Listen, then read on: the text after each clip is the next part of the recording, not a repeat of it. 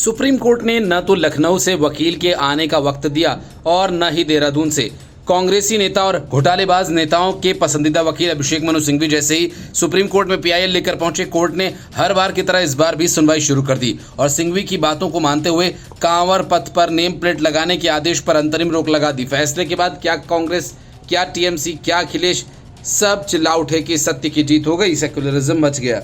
अब ये सब भूल गए कि कोर्ट ने नाम बताने पर रोक लगाई है, कागज दिखाने पर नहीं। इसी एक नुक्ते से अब उत्तर प्रदेश और उत्तराखंड की सरकार वो कर सकती है जो वो चाहती थी। कोर्ट ने कहा सरकारें सभी दुकानदारों को कागज दिखाने का आदेश दे सकती है।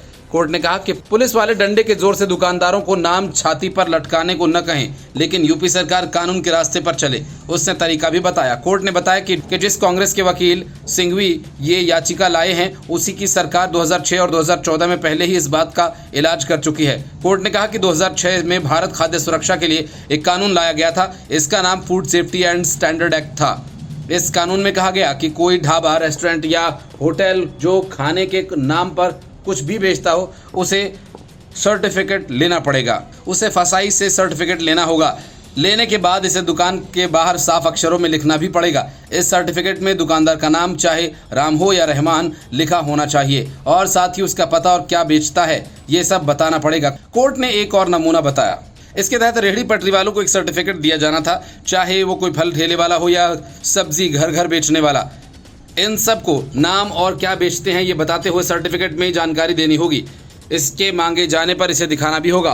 और अब कोई भले नाम न बताए, कागज तो दिखाना ही पड़ेगा और ज़रूर दिखाना पड़ेगा। कावड़ रूट के होटल ढाबे पर अगर सब भोले के भक्त किसी से सर्टिफिकेट मांग बैठे तो फिर सिंघवी किस अदालत का रुख करेंगे? सुप्रीम कोर्ट का कर नहीं सकते, क्योंकि उसी ने ये कहा है कि कागज तो दिखाना पड़ेगा।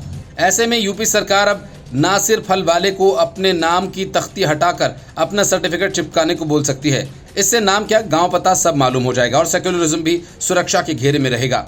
कोर्ट को यूपी सरकार को ये राह दिखाने के लिए धन्यवाद तो देना ही चाहिए। अब जब कागज दिखाने की बारी आएगी तो फिर से कोई नया ड्रामा शुरू हो सकता है। कोई ये भी कह सकता है कि कांवड़ से अपना धंधा चलाएंगे पर कागज नहीं दिखाएंगे। आखिर सेक्युलरिज्म को खतरे से बचाने के लिए ही अंतरिम आदेश जारी किया गया है। ये भी बताया कि यूपी और उत्तराखंड के कांवड़ रूट पर अगर कांवड़ियों को ये पता चल गया कि दुकान रहमान की है या फिर राम की, तो सेक्युलरिज्म और संविधान के आर्टिकल 14, 15 और 17 का उल्लंघन हो जाएगा। और इसके बाद कोर्ट ने कलम उठाई और कहा कि यूपी और उत्तराखंड के इस आदेश को रोक दिया जाए, भले ही अंतरिम तौर पर रोका जाए। कोर्ट ने कहा कि यूपी और उत्तराखंड में कांवड़ियों वाले रास्ते पर कोई भी दुकान लगाए, उसका नाम नहीं पता चलना चाहिए। कोर्ट ने अपनी कलम से ये भी लिखा कि पुलिस ऐसा करने के लिए किसी को मजबूर न करे। कोर्ट ने ये किस्से कहानी और आदेश सुनाने के दौरान कांग्रेसी वकील के अलावा दूसरी तरफ नहीं देखा, क्योंकि दूसरी तरफ देखने के लिए कोई था ही नहीं। याचिका दाखिल हुई, सुनवाई हो गई और फैसला आ गया।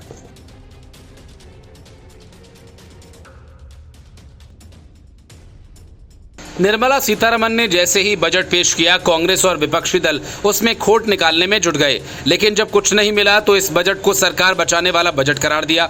यहां तक कि किसान के नाम पर नेतागिरी करने वाले राकेश टिकैत को भी ये मानना पड़ा कि बजट कागजों में तो अच्छा है, असल में साल 2024 और 25 के बजट में युवाओं के लिए, किसानों के लिए, मध्यम वर्ग के लिए, पिछड़े वर्ग के लिए इतना कुछ है कि देश का हर तबका इस बजट से बेहद खुश है, सिवाय विपक्षी इंडी गठबंधन के। तो कांग्रेस ने इस बजट को कॉपी पेस्ट बजट करार दिया। कांग्रेस का कहना है कि बजट उसके चुनावी घोषणा पत्र की नकल है, इसलिए ये नकलची बजट है। मोदी सरकार का 11वां बजट वित्त मंत्री निर्मला सीतारमण ने लोकसभा में पेश किया।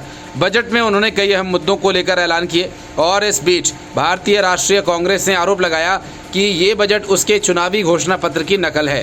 भारतीय राष्ट्रीय कांग्रेस के राष्ट्रीय अध्यक्ष मल्लिकार्जुन खड़गे ने सोशल साइट एक्स पर एक पोस्ट में कहा कि कांग्रेस के न्याय के एजेंडे को ठीक तरह से कॉपी भी नहीं कर पाया।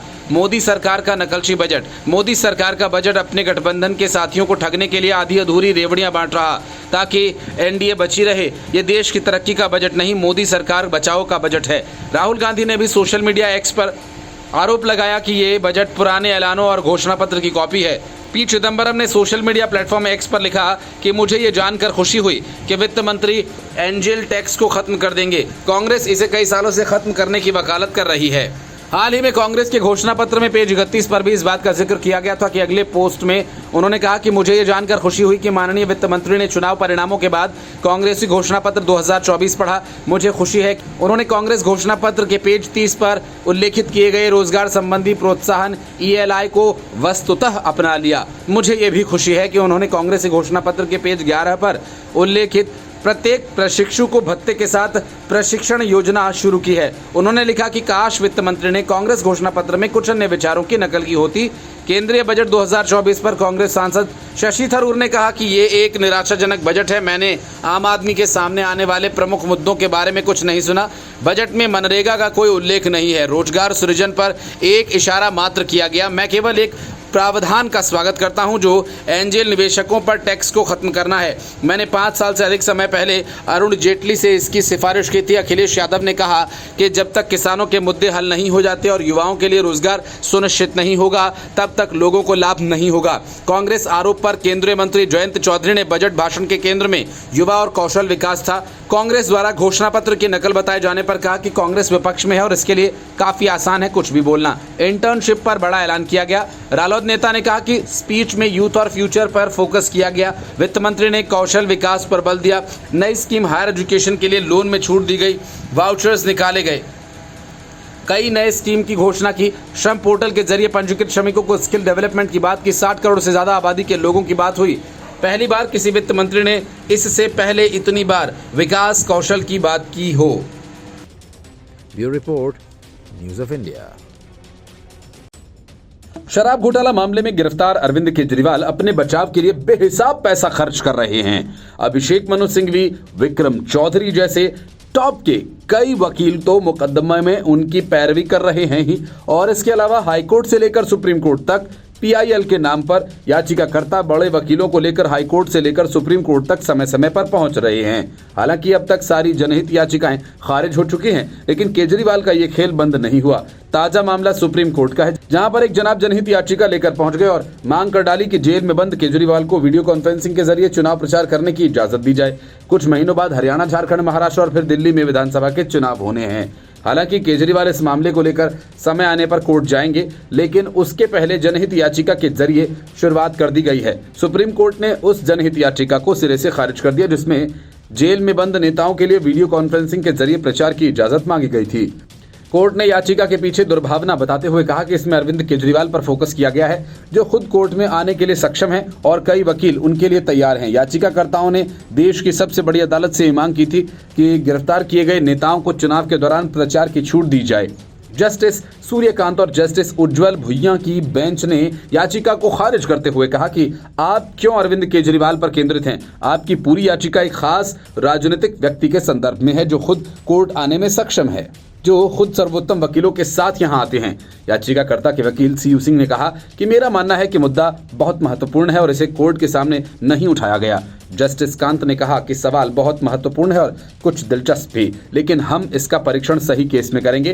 कोर्ट ने याचिका को निरस्त करते हुए कहा कि हम इस याचिका पर सुनवाई को जरूरी नहीं मानते, जिसे कथित तौर पर जनता के हित में दायर किया गया है। कोर्ट ने कहा कि यदि वे ऐसे लोगों के लिए आए होते जो अपनी आवाज न उठा सकते तो निश्चित तौर पर विचार किया जाता। गौरतलब है कि दिल्ली के मुख्यमंत्री अरविंद केजरीवाल कथित शराब घोटाला मामले में मनी लॉन्ड्रिंग केस में 21 मार्च को गिरफ्तार किए गए थे और लोकसभा चुनाव से ठीक पहले हुई गिरफ्तारी की उन्होंने सुप्रीम कोर्ट में इसे चुनौती भी दी थी। जस्टिस संजीव खन्ना और दीपंकर दत्ता की पीठ ने उन्हें लोकसभा चुनाव में प्रचार के लिए 21 दिनों की अंतरिम जमानत भी दी। केजरीवाल 2 जून को सरेंडर करके दोबारा जेल चले गए।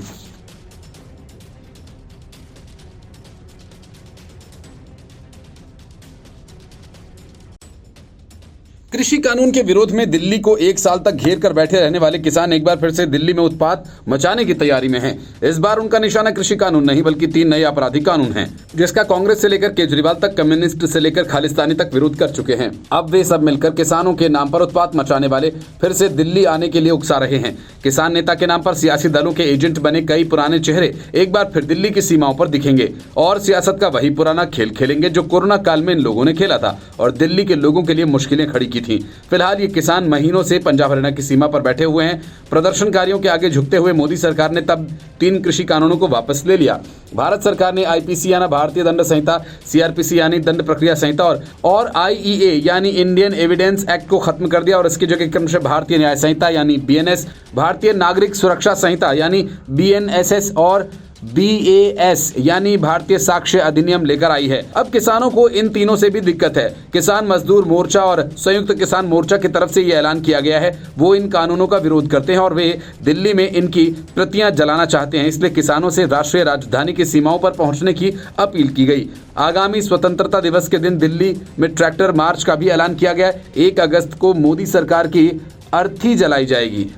साथ ही देश भर में जिला मुख्यालयों पर एमएसपी के लिए प्रदर्शन किया जाएगा। शंभू बॉर्डर पर किसान महीनों का राशन लेकर पहुंचना शुरू हो गए हैं। 31 अगस्त को इस धरने के 200 दिन पूरे होने वाले हैं। 15 सितंबर को जींद और 22 सितंबर को पीपली में किसानों की रैली प्रस्तावित है। किसानों ने पूर्व केंद्रीय मंत्री अजय मिश्रा टेनी के बेटे आशीष को सुप्रीम कोर्ट द्वारा जमानत दिए जाने की भी निंदा की। पंजाब एंड हरियाणा हाईकोर्ट 1 सप्ताह के भीतर शंभू बॉर्डर खोलने का आदेश दे चुका है। 17 जुलाई को ही ये मोहलत खत्म हो गई है, लेकिन हरियाणा सरकार इस आदेश के खिलाफ सुप्रीम कोर्ट पहुंची है। 13 फरवरी को ये किसान निकले थे। शंभू बॉर्डर पटियाला और अंबाला के बीच है। 2021 में गणतंत्र दिवस 26 जनवरी के दिन ट्रैक्टर मार्च के दौरान हिंसा हुई थी और लाल किले पर खालिस्तानी झंडा फहराया गया था। सुप्रीम कोर्ट ने एक तरफा सुनवाई करते हुए कांवड़ यात्रा पर दुकानदारों को नाम लिखने के आदेश के अमल पर रोक लगा दी। कोर्ट ने कहा कि दुकानदार खाने का प्रकार लिखें, अपना नाम लिखना जरूरी नहीं। याचिकाकर्ता महुआ मोइत्रा के वकील अभिषेक मनु सिंघवी ने बातों को बढ़ा चढ़ाकर पेश किया और इसके लिए कोर्ट ने सिंघवी को झिड़की भी लगाई, वो बातों को बढ़ा चढ़ाकर पेश न करें। बात कांवड़ियों को शुद्ध और पवित्र भोजन परोसने से शुरू हुई थी और खत्म फसल के उगाने तक जा पहुंची। संविधान की प्रस्तावना के विवादित शब्दों की दुहाई दी जाने लगी, जिसे आपातकाल के दौरान इंदिरा गांधी सरकार ने चुपके से जोड़ा था और जिसे हटाए जाने की मांग जोर पकड़ रही है। सुप्रीम कोर्ट ने अंतरिम रोक लगाए जाने से पहले ये नहीं सोचा कि ग्राहकों को जानबूझकर भ्रमित करने के लिए दुकानों के नाम क्यों हिंदू आस्था से जुड़े नामों पर खोले जा रहे हैं और उत्तर प्रदेश, उत्तरांचल और मध्य प्रदेश की सरकारों ने ऐसा फैसला क्यों लिया। लेकिन राज्यों का पक्ष जानने से पहले कोर्ट ने अंतरिम रोक लगाने का फैसला कर लिया। बड़ी बात यह कि सुनवाई कर रहे जस्टिस भट्टी ने अपना उदाहरण देते हुए कहा कि केरल के एक शहर में 2 प्रसिद्ध शाकाहारी रेस्टोरेंट्स हैं, एक हिंदू और एक मुस्लिम। मैं व्यक्तिगत रूप से मुस्लिम के रेस्टोरेंट में जाना पसंद करता था क्योंकि वहां सफाई नजर आती थी। जस्टिस भट्टी ने कहा कि वो व्यक्तिगत पसंद और नापसंद का मामला है, लेकिन जस्टिस भट्टी को ये तो पता था कि कौन हिंदू का होटल है और कौन मुसलमान का। लेकिन कावड़ रूट पर तो खेल ही दूसरा है, किसी को पता ही नहीं कि कौन किसका होटल या ढाबा है। होटल और ढाबों में नाम भ्रमित करने वाले जानबूझ कर रखे जाते हैं। क्या ये सब करना किसी कानून के हिसाब से जायज है? इसका जवाब सुप्रीम कोर्ट को देना चाहिए था। सिंघवी का ये सिर्फ कहना कि नाम नहीं लिखे तो दुकान बंद और लिखे तो रोजगार बंद एक तरह से बेमानी है। असल में मामले को मुस्लिमों के आर्थिक बहिष्कार से जोड़कर पेश किया जा रहा है, जो सही नहीं है। सिंघवी ने कहा कि मुस्लिम, ईसाई, बौद्ध सब इन यात्रियों के काम आते हैं। आप शुद्ध शाकाहारी लिखने पर जोर दे सकते हैं, दुकानदार के नाम पर नहीं। उन्होंने कहा कि आर्थिक बहिष्कार की कोशिश है, छुआछूत को भी बढ़ावा दिया जा रहा है। जस्टिस भट्टी ने कहा कि क्या मांसाहार करने वाले कुछ लोग भी हलाल मांस पर जोर नहीं देते? सीयू सिंह ने कहा कि देखिए, उज्जैन में भी प्रशासन ने दुकानदारों के लिए ऐसा निर्देश जारी कर दिया है। जस्टिस राय ने कहा कि क्या कावड़िया इस बात की भी अपेक्षा कर सकते हैं खाना पीना किसी विशेष समुदाय के दुकानदार का हो, अनाज किसी विशेष समुदाय के ही उपजाया हुआ हो? इस पर सिंघवी ने कहा कि यही हमारी दलील है। सिंघवी ने कहा कि खाद्य सुरक्षा कानून भी सिर्फ शाकाहारी, मांसाहारी और कैलोरी लिखने की बात कहता है, निर्माता कंपनी के मालिक का नाम नहीं लिखने की इजाजत है। सिंघवी ने कहा कि 6 अगस्त को कावड़ यात्रा खत्म हो जाएगी, इसलिए इन आदेशों का एक भी दिन जारी रहना गलत है। जज ने कहा कि हमने याचिकाकर्ताओं की तरफ से सभी वरिष्ठ वकीलों को सुना। उन्होंने 17 जुलाई को मुजफ्फरनगर पुलिस के निर्देश को चुनौती दी है। इसके बाद हुई पुलिस की कार्रवाई का भी विरोध किया गया है। जज ने कहा कि इस निर्देश के चलते विवाद हुआ है। हमने हिंदी में जारी निर्देश और उसके अंग्रेजी अनुवाद को देखा। इसमें लिखा है कि पवित्र सावन महीना में गंगा जल लाने वाले कावड़िया कुछ प्रकार के खानों से दूर रहना चाहते हैं। कई लोग लहसुन प्याज भी नहीं खाते। जज ने कहा कि दुकानदारों को अपना और कर्मचारियों का नाम लिखने को कहा गया है। याचिकाकर्ता इसे धार्मिक आधार पर भेदभाव और छुआछूत को बढ़ावा देने वाला बता रहे हैं। उनका कहना है कि सिर्फ शाकाहारी और शुद्ध शाकाहारी लिखना पर्याप्त है। Bureau report, news of India. Lok Sabha चुनाव में आम आदमी पार्टी लगातार तीसरी बार दिल्ली की सभी सीटों पर चुनाव हार गई। इस हार से बौखलाए आम आदमी पार्टी के उम्मीदवार रहे सोमनाथ भारती सुप्रीम कोर्ट पहुंच गए और नई दिल्ली सीट से चुनी गई बीजेपी की प्रत्याशी बांसुरी स्वराज के निर्वाचन को चुनौती दे डाली। लेकिन सोमनाथ भारती की याचिका देखते ही कोर्ट का पारा चढ़ गया और भरी अदालत में सोमनाथ भारती को शर्मसार होना पड़ा। कोर्ट ने याचिका में कहा कि याचिका में गलतियों की भरमार है। अदालत ने नोटिस जारी करने से इनकार करते हुए सुनवाई स्थगित कर दी और सोमनाथ भारती को गलतियों को ठीक करने के लिए कहा। सोमनाथ भारती ने बांसुरी स्वराज के खिलाफ चुनाव लड़ा था, लेकिन उन्हें हार का सामना करना पड़ा। बार एंड बेंच की रिपोर्ट के मुताबिक जस्टिस प्रीतम सिंह अरोड़ा की बेंच ने कहा कि आपकी याचिका में टाइपिंग की बहुत मिस्टेक्स हैं। मैं नोटिस जारी नहीं कर सकता क्योंकि इसमें कुछ समझ नहीं आ रहा। कोर्ट ने सोमनाथ भारती से कहा कि वो पहले याचिका में मौजूद गलतियों को सुधार लाएं, उसके बाद आगे की कार्यवाही होगी। इस मामले की अगली सुनवाई अब 13 अगस्त को होगी। जस्टिस अरोड़ा ने कहा कि सिनॉप्सिस में बताए गए प्रतिवादी मेमो से मेल नहीं खाते। उन्होंने कहा कि याचिका में प्रतिवादी संख्या 4 का जिक्र है, लेकिन ये मेमो में नहीं है। उन्होंने आगे कहा कि ये गलतियों से भरा हुआ है, बहुत ज्यादा गलतियां हैं, आपको पहले याचिका में सुधार करना है। मैं नोटिस जारी नहीं कर सकता क्योंकि मैं समझ नहीं सकता। मैं स्थगित करूंगा और आप पहले सही याचिका दायर कीजिए। सोमनाथ भारती ने अपनी याचिका में बांसुरी स्वराज के निर्वाचन को चुनौती देते हुए भ्रष्ट आचरण का आरोप लगाया है। याचिका में दावा किया गया कि चुनाव के दिन 5 मई 2024 को याचिका नई दिल्ली संसदीय क्षेत्र के विभिन्न बूथ्स के अपने दौरे के दौरान ये देखकर हैरान रह गया कि प्रतिवादी नंबर 1 बांसुरी के बूथ एजेंट्स के पास उनकी मतपत्र संख्या, फोटो, चुनाव चिन्ह और प्रधानमंत्री नरेंद्र मोदी की तस्वीर वाले पर्चे थे और वे इसे मतदाताओं को दिखा रहे थे, जो कि निश्चित तौर पर भ्रष्ट आचरण है। इसकी सूचना निर्वाचन अधिकारी को भी दी गई, लेकिन ये व्यर्थ रहा। याचिका में आरोप लगाया गया कि आम आदमी पार्टी के पूर्व मंत्री राजकुमार आनंद, जो इस चुनाव में बहुजन समाज पार्टी के उम्मीदवार थे, वास्तव में उन्हें याचिकाकर्ता के खिलाफ स्वराज की मदद करने के लिए भाजपा द्वारा खड़ा किया गया था। इसमें कहा गया कि आनंद दिल्ली में आम आदमी पार्टी की सरकार में मंत्री थे और 9 अप्रैल तक भारती के लिए प्रचार में सक्रिय रहे और अचानक उन्होंने 10 अप्रैल को पार्टी से इस्तीफा दे दिया। याचिका में आरोप लगाया गया कि आनंद ने वोटों में कटौती करके स्वराज की मदद करने के लिए बहुजन समाज पार्टी के टिकट पर चुनाव लड़ा और बाद में 10 जुलाई को वो भाजपा में शामिल हो गए। Bureau report, news of India.